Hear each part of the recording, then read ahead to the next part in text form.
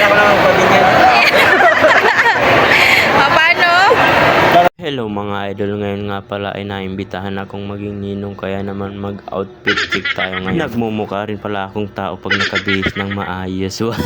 Napasayaw pa nga ako dyan. Fast forward ko na nga mga idol, dito na nga pala ako sa loob ng simbahan at kasama ko na nga yung mga kumari at kumpare ko dito. At syempre yung baby na bibinyagan na magiging inaanak ko now.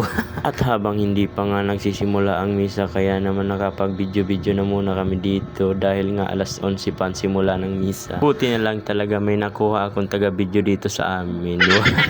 Ngayong araw pala ay maraming nagpabinyag dito kaya naman sabi ng katabi ko, sana all may pinabibinyagan na. Sabi ko ay gumawa ka na rin para may pabinyagan ka na rin. At ito nga si director ayan sabi ay ikat na muna daw ang video dahil magsisimula na ang misa. Ito nga pala yung videographer namin, no, nahihiya pa nga sa camera.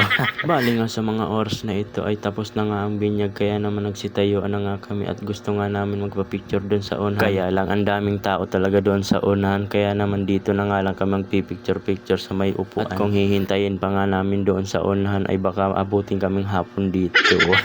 Dito na nga lang pala kami nagpicture sa bandang gitna dahil nga yung mga tao dito ay nandun na sa unahan kami. Pagkatapos nga namin magpa-picture, sunod na nagpa-picture nga ay pamilya ni pare at mare. Kaya naman mga ninong tabi muna kayo.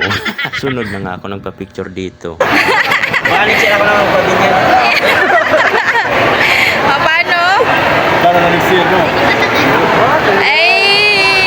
Ay, bagay na bagay no. At nung kinarga ko na nga ang sabi ko nga sa kanila baka next year ako naman ang magpabinyag. Na-imagine ko tuloy na may baby na ako.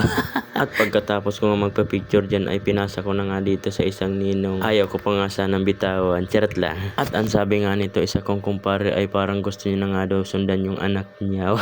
At natawa na nga lang yung asawa. Sumunod na nga rin pala yung isa kong kumpare na nagpa-picture at pinaiyak pa nga yung bata. Siguro kinurot nito. Charot lang. At ang sabi niya nga dyan ay sana all. Mag-asawa ka na kasi pre. At sumunod na nga rin itong isa kong kumpare na nagsana all nga rin. Gumawa ka na nga rin kasi. Pagkatapos nga pala namin dyan sa simbahan ay dumiretso na nga kami dito Showking dahil nga dito daw kami kakain sabi ng kumpare. Dahil nirintahan niya daw tong buong Showking. Charot lang. Bali nga pinapasok na nga kami dito ni pare dahil nga nagpa-receive na nga daw siya ng pagkain. At nagsilpi agad itong mag-asawa. Naalala ko tuloy nung kabataan ko, ganyan na ganyan ako. Charot lang. At ito nga si tatay namimigay sa amin ng tissue dahil daw makalat kami kumain. Charot lang. Bago ang lahat, shout out nga pala sa pamilya Blanquesa. Hanggang dito na nga lang pala ang video natin kaya naman bye bye.